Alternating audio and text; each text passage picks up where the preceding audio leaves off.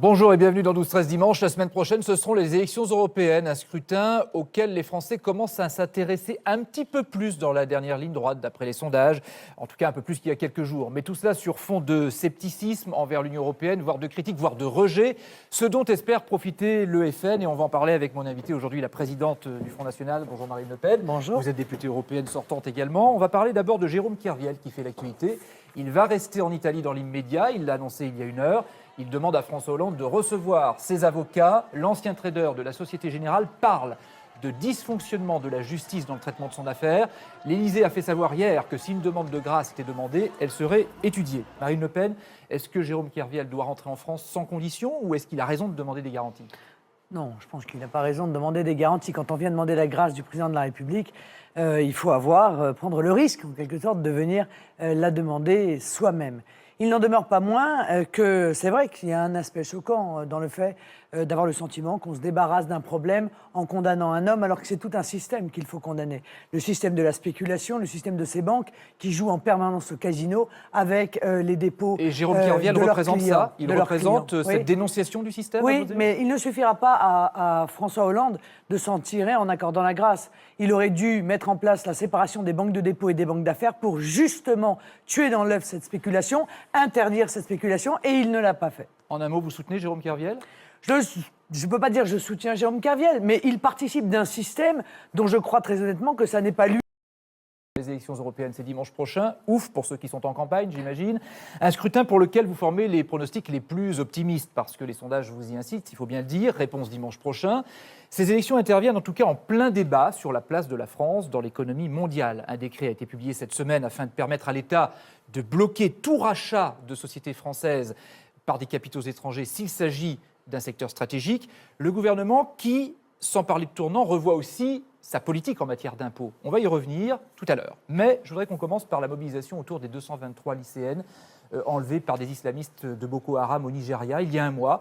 Alors mardi, il y avait un rassemblement avec du beau monde, vous voyez, Valérie Trierweiler, Nathalie Kosciusko-Morizet, Carla Bruni-Sarkozy, enfin du beau monde. Est-ce que vous êtes sensible, vous, au sort de ces jeunes Nigérianes ? Bien sûr que je suis sensible à leur sort, et de manière plus générale, je suis sensible à l'augmentation spectaculaire des persécutions à l'égard notamment des chrétiens et de la part exclusivement, il faut bien le dire, des fondamentalistes islamistes. Je trouve que cette persécution n'a pas l'écho qu'elle devrait pourtant avoir, car c'est un problème Mais là, c'est le cas maintenant. mondial. Là maintenant, c'est le cas, il y a un Oui, écho. Vous ne participez pas à ce genre de rassemblement ? Non, vous. je n'aime pas tellement cet aspect spectacle de la politique. Je pense que les résultats peuvent être obtenus notamment en aidant par l'intermédiaire de la coopération, apporter une aide en matière de renseignement. C'est ce que la France a fait le choix de faire, et c'est à mon avis un bon choix. Ça démontre d'ailleurs que la souveraineté n'est pas l'isolement, puisque là on est vraiment dans une relation inter-État, interétatique. Et ça marche. Quand François Hollande dit qu'il faut aider les pays de l'Afrique de l'Ouest, notamment, à organiser leur système de renseignement pour débusquer les islamistes, vous dites que ça suffit, il n'y a pas besoin d'intervention sur le terrain. Je pense qu'on ne peut plus faire d'intervention, nous n'avons plus les moyens. Il ne faut pas se raconter d'histoire, on ne peut pas baisser année après année le budget de l'armée sans, à un moment donné, les mettre en danger tout en multipliant les interventions. D'autant qu'il y a eu des erreurs géopolitiques très lourdes qui ont été faites, notamment en Libye, et on le sait pertinemment, puisqu'on a mis au pouvoir les fondamentalistes islamistes, notamment en Syrie. Et par exemple, au Mali, nous subissons très directement les conséquences de ces erreurs. Nous le savons, les Français le savent peut-être un peu moins. Bon, pour finir, vous souhaitez qu'elles soient libérées, bien évidemment. Bien sûr, évidemment que oui. Enfin, écoutez, ce sont des jeunes filles. Je suis moi-même maman de jeunes filles. Par conséquent, je suis sensible à cela. Mais encore une fois, j'aimerais qu'on élargisse un petit peu le débat pour s'apercevoir que tous les jours, il y a des chrétiens dans le monde qui sont assassinés, crucifiés, lapidés, etc. Et que je n'ai pas le sentiment qu'il y ait véritablement... Il n'y a pas que les chrétiens qui sont victimes des islamistes. Oui, enfin, particulièrement... Même les musulmans. Oui, enfin là, particulièrement les chrétiens. Il faut quand même le dire. Aujourd'hui, les religions chrétiennes sont les premières à faire l'objet de persécutions. On va parler de l'avenir de la France, c'est un thème qui vous est cher, qui passe par l'économie et les économies, parce que faute de moyens, le gouvernement va devoir rogner sur les dépenses publiques. Alors Manuel Valls a annoncé une baisse des impôts pour 3 millions de foyers. Alors vous avez dit d'ores et déjà que vous trouviez ça suspect à la veille des élections, mais est-ce qu'il ne réussit pas un coup de force ? Parce que personne vous y compris, ne peut s'opposer à une baisse des impôts.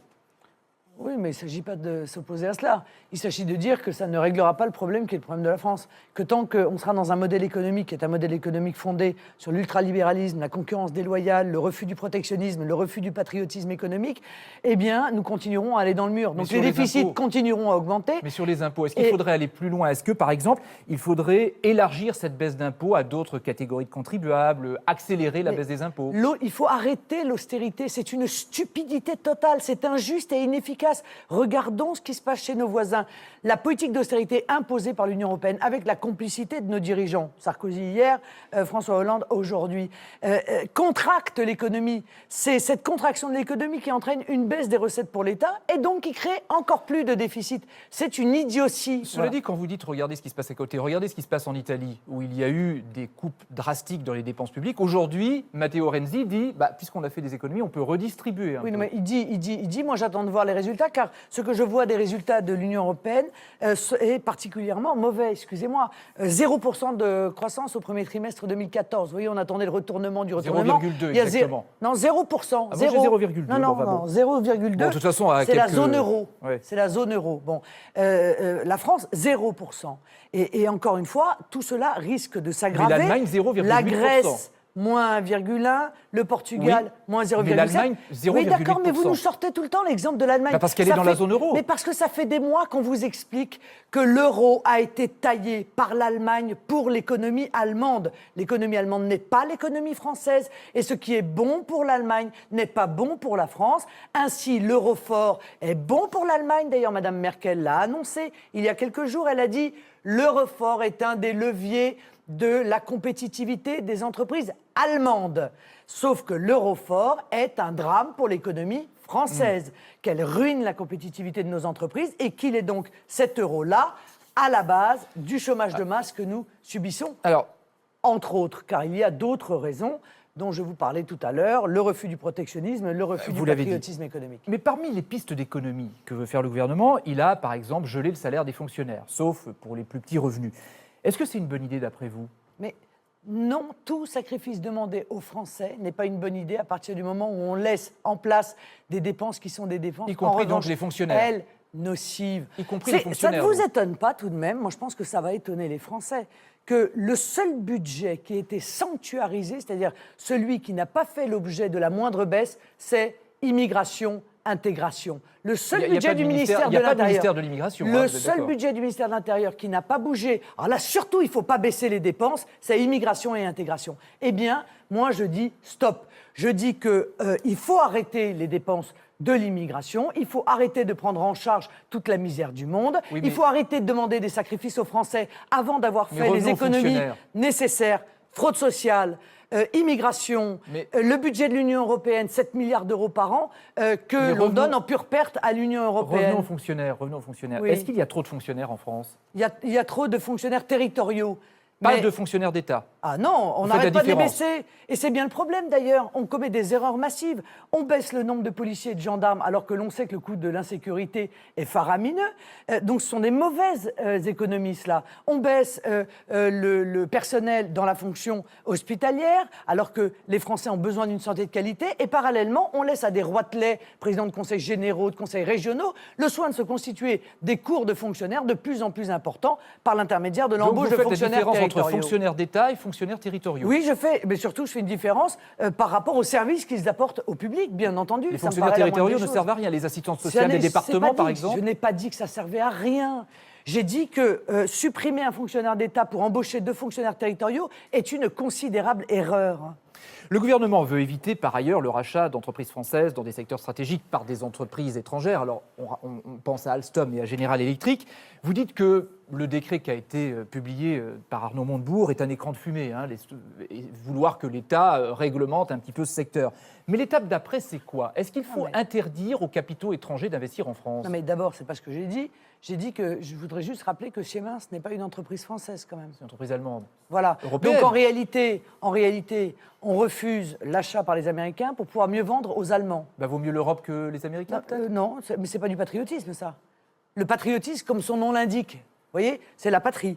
La patrie, c'est la France. Alors, ça veut dire quoi? Qu'il faut interdire aux investisseurs étrangers de venir en France? Non, ce qu'il faut, c'est effectivement que l'État ait la capacité, la possibilité, s'il pense que c'est dans l'intérêt des Français, dans l'intérêt de notre indépendance stratégique, de pouvoir intervenir. Or, ce que je reproche à M. Montebourg, c'est qu'il sait pertinemment que son décret va être retoqué par l'Union européenne qui l'a contribué à construire. C'est-à-dire qu'on nous vend une promesse pendant la campagne européenne, alors que l'on sait qu'un décret exactement du même type a été pris par la Grèce et condamné par l'Union européenne, et que la Grèce a été condamnée, en l'occurrence, à payer une sanction financière très lourde pour avoir mis en place ce patriotisme économique. Pour être bien clair, pour vous, le patriotisme économique, est-ce que ça veut dire fermer la porte aux investissements étrangers en France ? Absolument pas. Il s'agit de défendre, quand on est face à une entreprise stratégique, soit en termes d'emploi, 18 000 emplois directs pour Alstom, soit parce que par nature, c'est une entreprise stratégique. Elle évite que nous dépendions justement d'étrangers pour des éléments qui sont essentiels au fonctionnement de notre économie ou à notre indépendance, de se donner la possibilité d'intervenir. Or, je rappelle, l'Union européenne interdit aux États d'intervenir, interdit aux États de se défendre, notamment contre des prises de participation étrangères. C'est un énorme problème. Bon, on a compris en tout cas que défendre les intérêts de la France, à vos yeux, ça ne passe pas par l'Europe. C'est le discours du Front National depuis toujours, clair, avec Bruxelles pour cible. L'Europe au cœur des débats avant l'élection de dimanche prochain. Michel Dumoré nous rejoint pour en parler avec vous. Bonjour Michel. Bonjour Francis. Bonjour Marine Le Pen. Alors, une nouvelle fois, votre parti est au cœur de cette campagne électorale. Finalement, c'est déjà un succès pour vous. Je ne sais pas si, avant d'arriver ici, vous avez eu le temps de lire la une du JDD.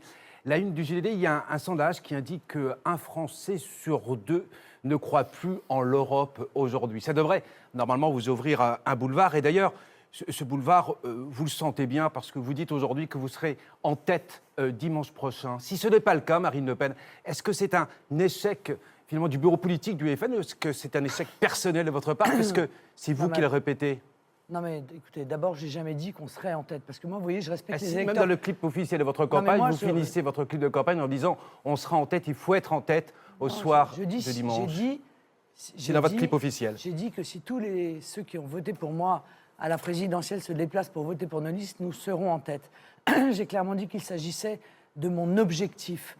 Mais je ne joue pas les Madame Irma. Je ne décide pas du résultat avant que les Français aient voté. En général, je me soumets à leur volonté, ce que n'a pas fait ni l'UMP ni le PS lorsqu'ils ont imposé le traité constitutionnel en 2008 aux Français qui l'avaient rejeté en 2005 à 55% après un référendum. Le problème, Marine Le Pen, c'est qu'à force de dire que vous serez en tête dimanche prochain, est-ce que vous n'avez pas peur de démobiliser finalement votre électorat? Ah mais justement, je fais campagne tous les jours pour expliquer à mon électorat l'importance d'aller voter, pour leur dire que la France a besoin de leur investissement. Elle a besoin, pour retrouver sa liberté, pour retrouver sa souveraineté. Si ceux qui sont contre l'Union européenne ne vont pas voter contre l'Union européenne, alors ce sont les Eurobéats qui gagneront et qui continueront à renforcer une Union européenne qui fait mal aux Français, qui fait mal à l'économie française, qui ouvre grand nos frontières, nous empêche de lutter contre l'immigration clandestine, nous empêche de gérer notre budget.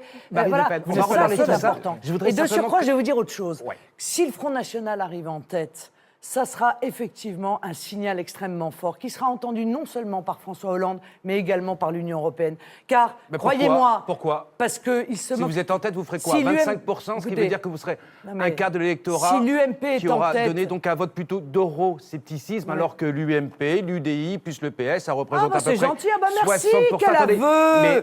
Mais merci, mon cher monsieur, quel Marine Le Pen, je vais même aller plus loin, c'est qu'aujourd'hui, ceux qui veulent de la collusion. Une autre Europe, c'est à peu près 65%. Vous allez faire 25%. Et vous voulez que du coup... Le parti unique, c'est merveilleux ça. Je suis très contente de voir qu'enfin un journaliste admet que l'UMP, le PS, le MoDem, l'UDI, c'est la même chose. Non, c'est pas du tout la même chose.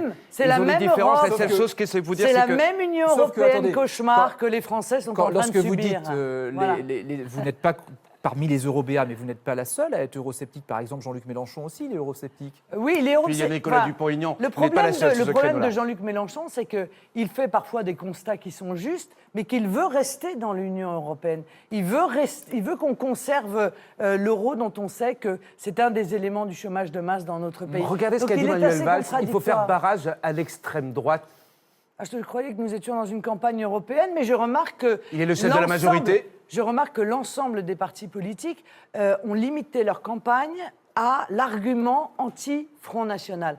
Eh bien, ça devrait interpeller les Français qui nous écoutent. Ça veut dire que c'est le seul vote qu'ils craignent. Vous comprenez? Le seul vote qu'ils craignent, c'est le vote Front National. Le Parti socialiste au pouvoir se moque totalement de savoir si l'UMP va faire 23, 24 ou 25. En revanche, le score du Front National, ils savent que si nous arrivons en tête, alors ils seront obligés de mettre le pied sur la pédale de frein. Ils seront obligés d'arrêter la politique d'austérité. Ils seront obligés d'arrêter l'augmentation des impôts. Et d'ailleurs, ils le font même avant l'élection, tellement ils le craignent. Alors, regardez la une du Time. Elle est assez intéressante. Vous êtes dans sa version européenne à la une de ce journal, avec ce plan of attack, un journal américain, avec aussi cette question qui est posée. C'est Marine Le Pen qui veut déstructurer, décortiquer l'Europe. Et finalement, ce que dit ce magazine, c'est que c'est une bonne nouvelle pour les États-Unis et pour la Chine. Ah, je ne crois pas du tout. Ah, si. Non, je ne crois pas bloc du tout. Contre bloc aujourd'hui, au moment de la mondialisation, Marine Le Pen. Je pense que les États-Unis ont tout intérêt à ce que l'Union européenne se renforce.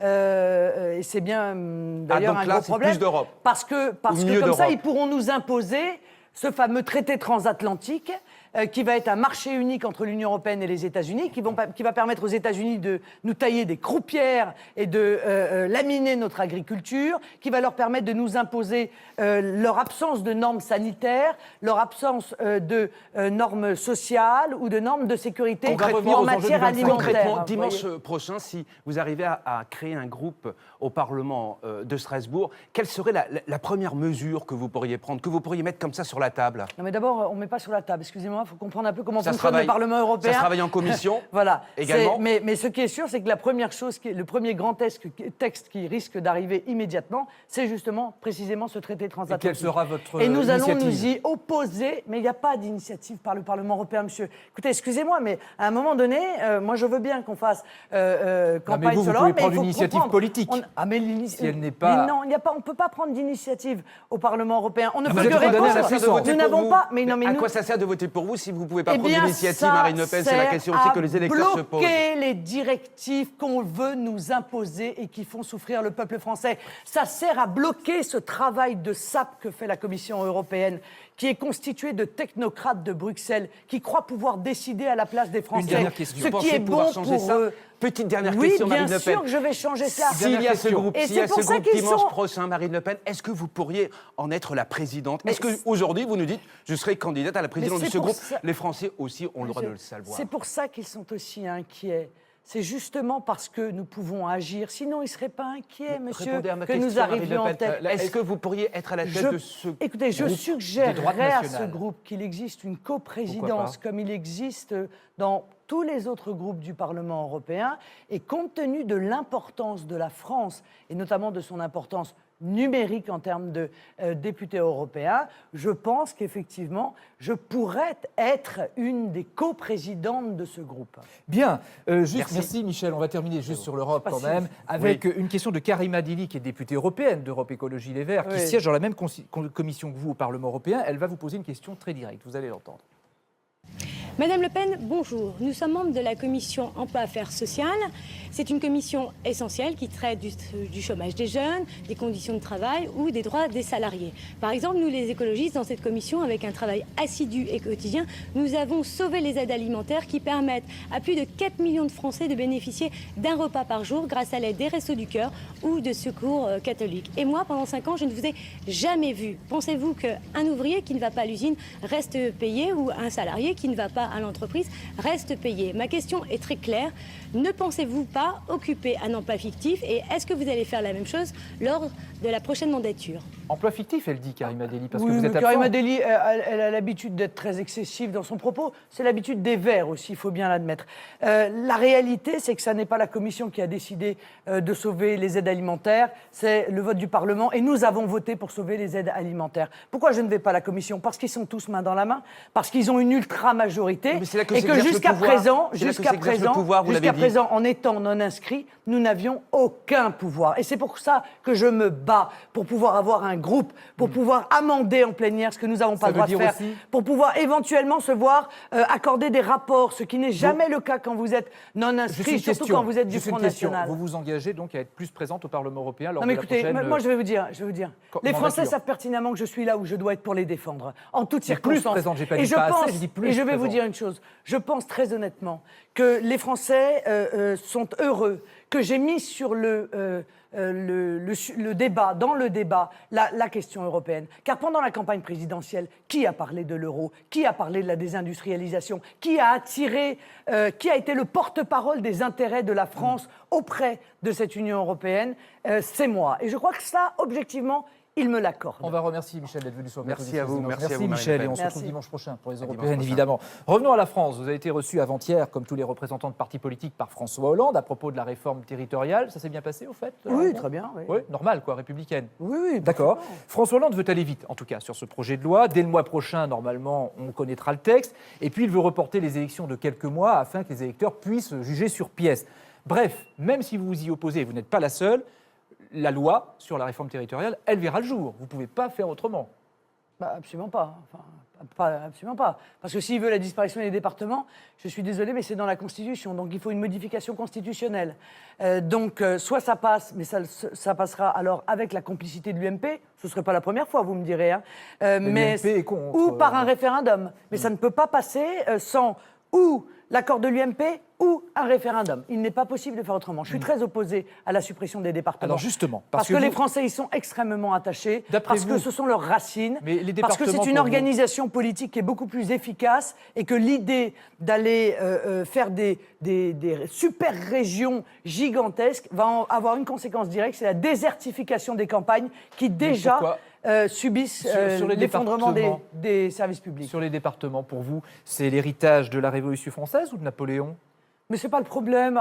Les Ah, Français bah, se vous moquent dites de ça. qu'ils- bah, s'ils y tiennent, c'est peut-être aussi pour des raisons Non, mais les comme ça. Français, c'est surtout l'héritage de notre histoire. Mais justement, Voilà. j'en Et les parle de Français l'histoire. sont attachés. Non, mais j'en parle de l'histoire, Marine Non, Le mais Pen. les Donc, Français les sont- départements, c'est la Révolution française Oui, ou c'est Napoléon? oui, non, mais les Français sont attachés à leur département. Et à leur histoire. Ils sont, oui, et attachés à leur histoire, mais ils sont surtout attachés à une efficacité.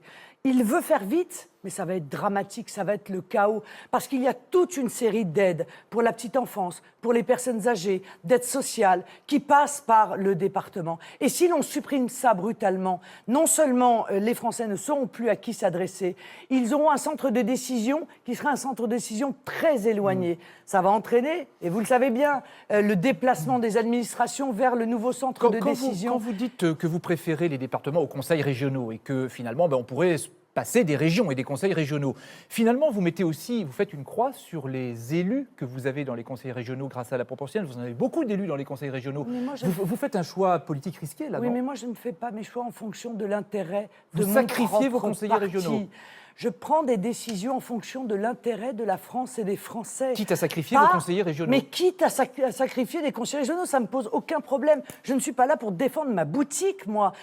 Tous les autres le font d'ailleurs, et on le voit bien. Je suis là pour défendre la France et les Français, et l'organisation territoriale la plus efficace.